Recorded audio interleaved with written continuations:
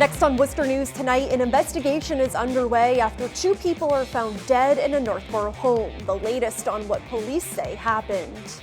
Plus, an incentive to report potholes. A look at what other communities are doing to help keep roads clear.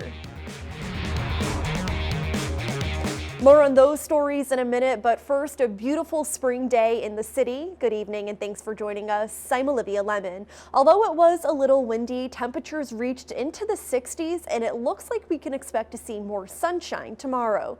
Here's Pamela Gardner with the first look at our forecast. Well, good evening. We've had a ton of rain for the month of April. Worcester, over 6 inches of rain so far. Normally for the entire month, we should have only 4.11 inches of rain. And on Monday alone, we picked up 1.59 inches of rainfall. And it's been a soggy April. We have another round of rain in the forecast once we get into Friday and Saturday. Before the rest of today and for your day tomorrow, high pressure takes over and we have plenty of sunshine and clear skies in the forecast with beautiful temperatures this evening, falling back down to 52 degrees, 7 o'clock, with a gusty west wind continuing to stay in the forecast the next few hours. 54 degrees and then 50 degrees and comfortable by 11 o'clock overnight tonight. We will dip into the 40s and 40s all across southern parts of New England here, even in Worcester County. In our forecast here, dry for Thursday, heavy rain back for Friday. We could be talking about around an inch of accumulation. I'll have the hour-by-hour timing. Plus, the weekend outlook does not look like a washout, but there are a couple rain shower chances. I'll have all of that coming up in your exclusive 10-day.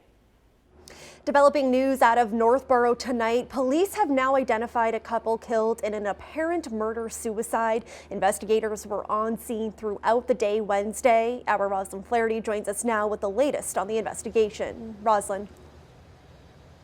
Olivia, investigators identify 57-year-old Thomas Blasco as the person who shot and killed his wife, Deborah Blasco, inside the home behind me. He then turned the gun on himself. Police on scene at this home in Northboro Wednesday, where officers found a husband and wife dead. Investigators are calling it a murder-suicide. You hate to see that happen to any family, any couple. The Worcester County District Attorney's Office says police responded to a 911 call at the home on Pondview Way around 10 o'clock Tuesday night. They found 57-year-old Thomas Blasco dead inside the home.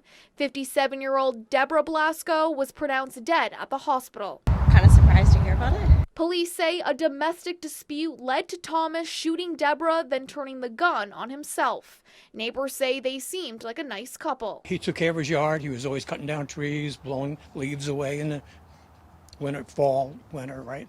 And had the kids around, always playing ball with them. Just like an ordinary couple. Neighbors also say there was a daycare business at the home. Cars come in the morning, drop off kids.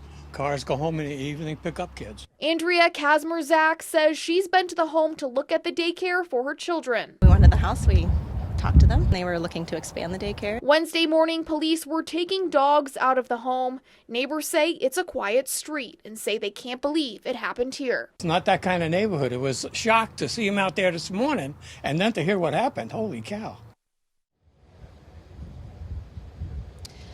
Police say they are continuing to investigate, but do say there is no threat to the public. Live in Northboro, Roslyn Flaherty, Worcester News Tonight. Cash bail of $500,000 is set for the man charged in connection to the fire which claimed the life of Worcester firefighter Christopher Roy.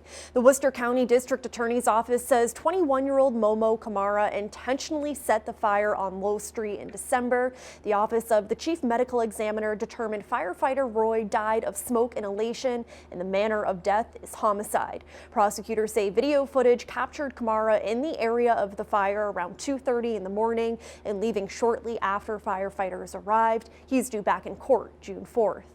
Police say a safe found behind a Worcester Walmart may be one of the many stolen items from storage units broken into.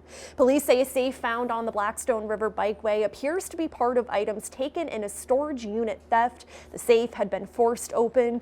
More than 100 storage units were broken into at the Extra Space Storage on Millbury Street. Customer Michael Rocher says he pays hundreds of dollars a month to store items there, and items are now missing from his unit. He says more needs to be done to protect customers. I work for an alarm company. They could put motion sensors in the walkways or the driveways that are active at night. They could have ADT monitor it remotely for a nominal fee so that there's an operator watching the security cameras and saying, hey, it's after 10 p.m., what are those 4 or 5 people doing around, walking around with bolt cutters and a torch? And Extra Space Storage says in a statement, we are working to take care of our customers and we apologize for the inconvenience this has caused. Extra Space Storage is committing to have exceptional security and will be reviewing our security measures at the facility. As a way to get more people to call in, Leominster is offering a free cup of coffee to anyone who reports a pothole. In Worcester, city leaders say while it's a great idea, it may not be feasible here, but they are working to give riders a smooth ride. Our Chandler Walsh joins us now to explain. Chandler. Olivia, both Leominster and Worcester have about 500 miles of road each. Leominster's mayor says the coffee is a fun way to get people involved and turn costly potholes into smooth road. It's a problem cities work to fix this time of year. Leominster even offering free coffee for people who report a pothole. We thought it would be a great idea because I commute here every day and we hit quite a few potholes. Aroma Joe's gave Leominster's mayor 100 vouchers for a caffeine buzz at no cost. The city is hoping it's an incentive for people to pick up the phone. By the time I get home, I probably forgot about it. Ron St. Laurent has never called a pothole in. He says now he's thinking about it. Did hit that big one in Searstown, and it was deep. You know, it was outrageous. In Worcester, DPW Commissioner Paul Moosey says they get hundreds of calls, but like Leominster, encourage more. Actually, this particular year we found we've gotten a little less. That doesn't mean there's less potholes, but I think less people are taking the time to either call or email us. Moosey says the DPW works to fill potholes within 48 hours of being reported. If they're not fixed by then, the city has to pay claims on any tire damage.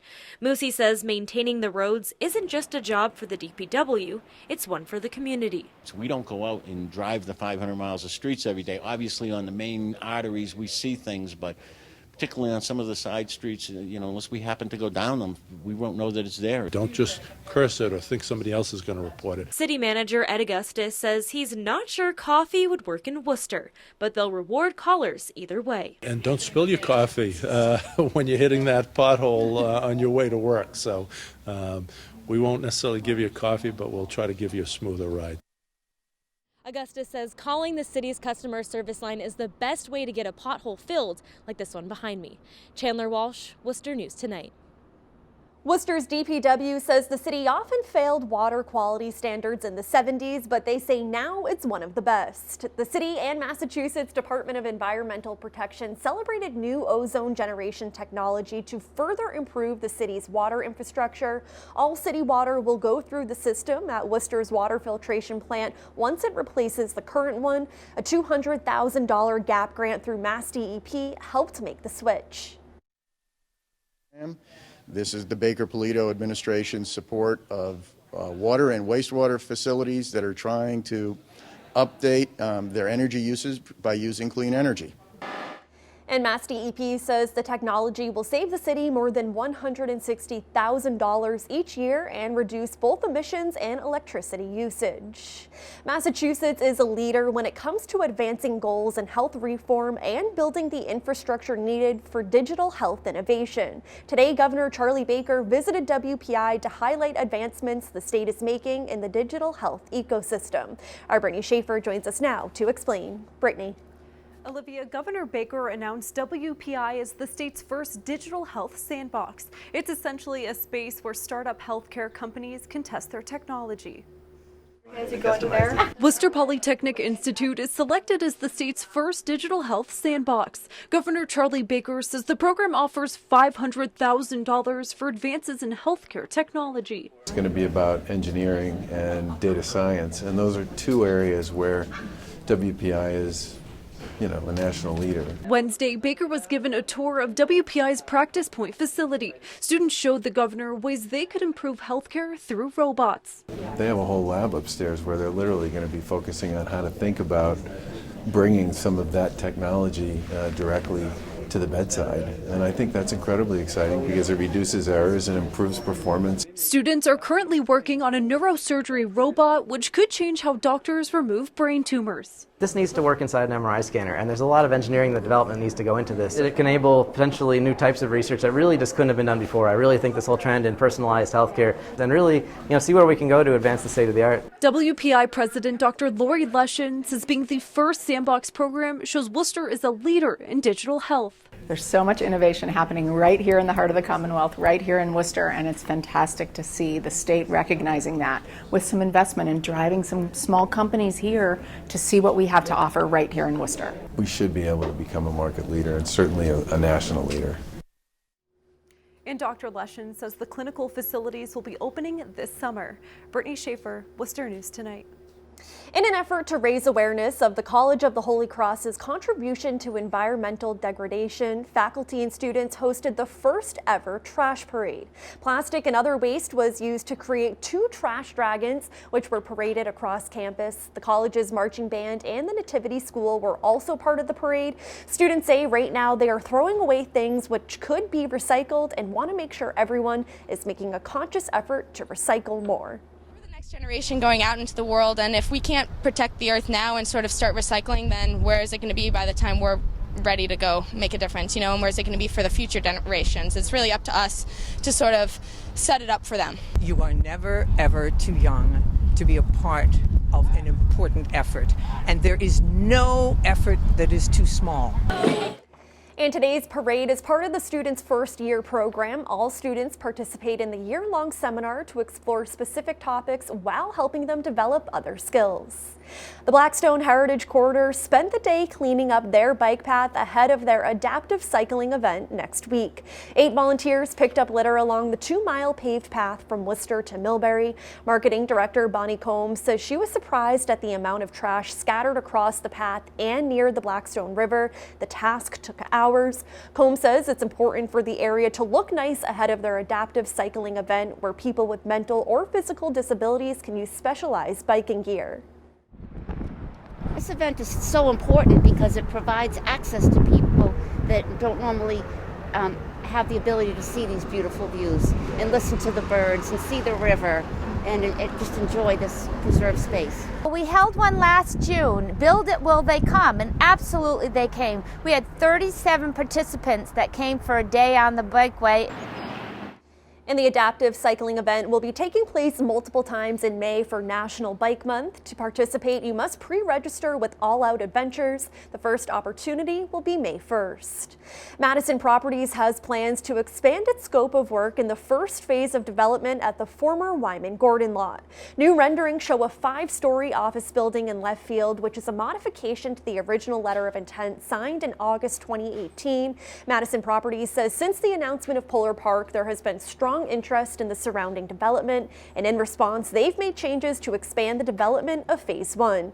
The office building will sit above an underground parking garage and include a roof deck and retail space overlooking the playing field.